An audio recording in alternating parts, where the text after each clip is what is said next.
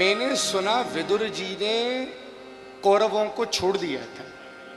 Is it true? छोड़ा था तो क्यों छोड़ा था? भरा पूरा परिवार व्यक्ति क्यों छोड़ता है पार्टी? अब समझिएगा बात को। विदुर जी कौन है? अब जानते नहीं जानते कौन है विदुर? कौरवों के सहयोगी, कोई और नहीं, साक्षात धर्मराज हैं, यमराज विदुर बन के आए हैं। कौरवों के संग में थे। पांडवों के संग दुर्योधन ने छल किया, कपट के पासे फितवाए, उनको वन जंगल में भेजा। बाद में टाइम आया राज्य लौटाने का, उल्टा उन्हीं के ऊपर एलिगेशन लगा दिए, आरोप लगा दिए और शर्त भंग का आरोप लगा दिया। तो पांडवों ने शांति दूत बना करके किसको भेजा था?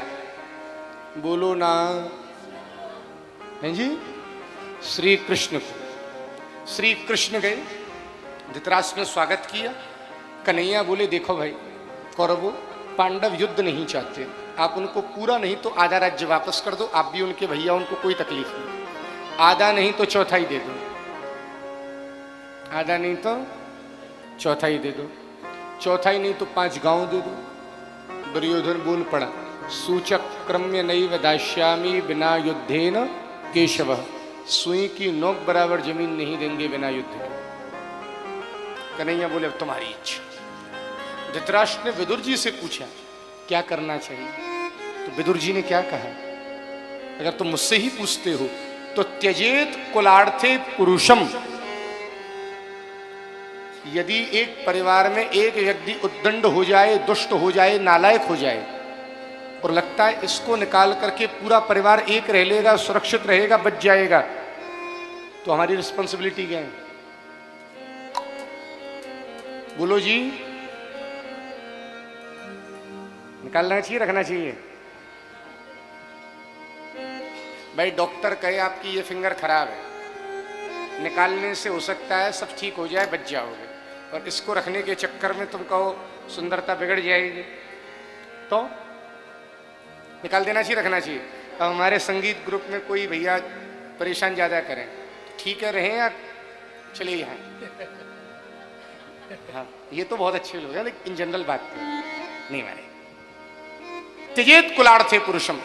अगर भगवान बोले, विदुर जी ने कहा भगवान के सामने, यदि दुर्योधन धृतराष्ट्र अगर तू अपने कुल का हित चाहता है भला तो दुर्योधन को निकाल दे, अगर ये तेरे घर रहेगा तो समझ लेना श्राद्ध की तैयारी अपने बेटों की अपने सामने कर। दुर्योधन बोला ए नौकरानी के बेटा, हमारे बाप को भड़काता है, निकले यहां से। दुर्योधन ने विदुर को डांटा, बोले चाचा जी के सम्मान के तक डांटता। विदुर जी ने धनुष बाण रखी और निकल गए घर से। भागवत में क्या लिख रहा है? विदुर नहीं जा रहे हैं। कौन जा रहे हैं? कौन जा रहे हैं? बोले कौरवों का पुण्य जा रहा है, इसके पुण्य से बचे हुए थे। आज आपको एक बात बहुत ध्यान से सुनिए, क्या पता किसके भाग्य से खा रहे हैं। एक सूरत में कथा कर रहा था, जिनकी मील थी कपड़ों की, एक अच्छी बात बोले हमारे एक स्टाफ है, बोले करते धरते कुछ नहीं है, और वो सेठ जी बोले मेरे दिमाग में एक साइकोलॉजी बैठी हुई है, बोले जब से ये आए तब से खूब चल रहा है मामला, जबरदस्त। बोले इनको नहीं निकालो, मुझे ऐसा लगता है इन्हीं के भाग्य से खा रहा हूं। कथा समझ आ रही है नहीं आ रही है? तो क्या पता किसके भाग्य से ठाकुर जी दे रहे हैं। तो भागवत में क्या लिख रहा है? ये नहीं का विदुर जा रहे हैं। कौन जा रहे हैं? कौरवों का पुण्य। यही बात रामचरितमानस में बाबा तुलसी कहते हैं, जब विभीषण गए हैं लंका छोड़ करके, अस कहीं चला विभीषण जवही आयुहीन भय सब तवही।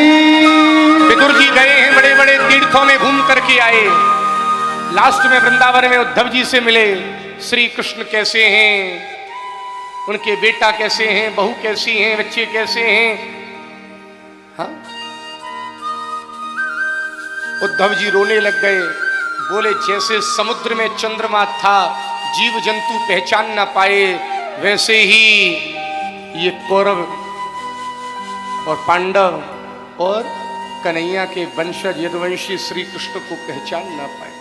वो 125 साल की लीला पूरी करके चले गए, उन्होंने लास्ट में कुछ कहा नहीं मेरे लिए।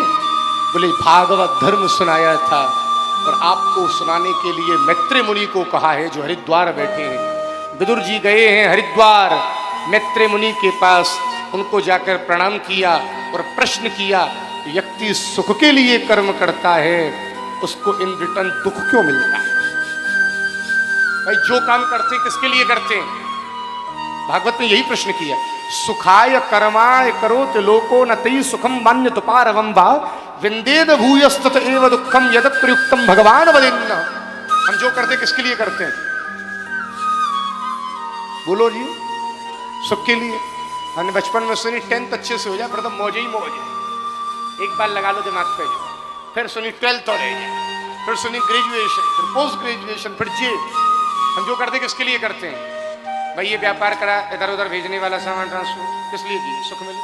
फिर शेयर में इन्वेस्ट किया, किस लिए? सुख मिलेगा। जो करते किसके लिए करते हैं? इन रिटर्न मिलता क्या है? उसका कारण क्या है? जब हम हॉस्पिटल जाते हैं क्या लिखा रहता है? क्या है? चिकित्सालय। मेडिकल स्टोर क्या है? औषधालय। किसी एजुकेशन इंस्टीट्यूट को क्या कहते हैं? विद्यालय। वैसे जब दुनिया में आ रहे थे तो दुनिया का एक नाम है दुखालय। यह सुख मिलेगा कैसे? नहीं, यही तो गीता का सार है। एक व्यक्ति समुद्र के किनारे बैठा था, 5 घंटे हो गए। किसी समझदार ने पूछा क्या है, क्यों बैठा है? बोले नहाऊंगा। बोले नहा ले। बोले नहीं, जब लहर शांत हो जाएंगी तब नहाऊंगा। समझदार महात्मा था, बोले तू कभी नहीं नहाऊंगा।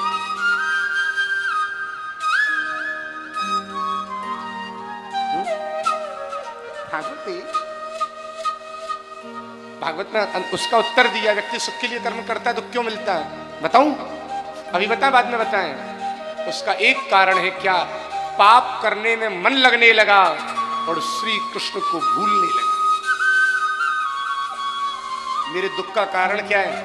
पाप करने में और श्री कृष्ण को। बोले अब आप मुझे बताइए दुनिया कैसे बनी? अब ध्यान दीजिएगा। सबसे पहले भगवान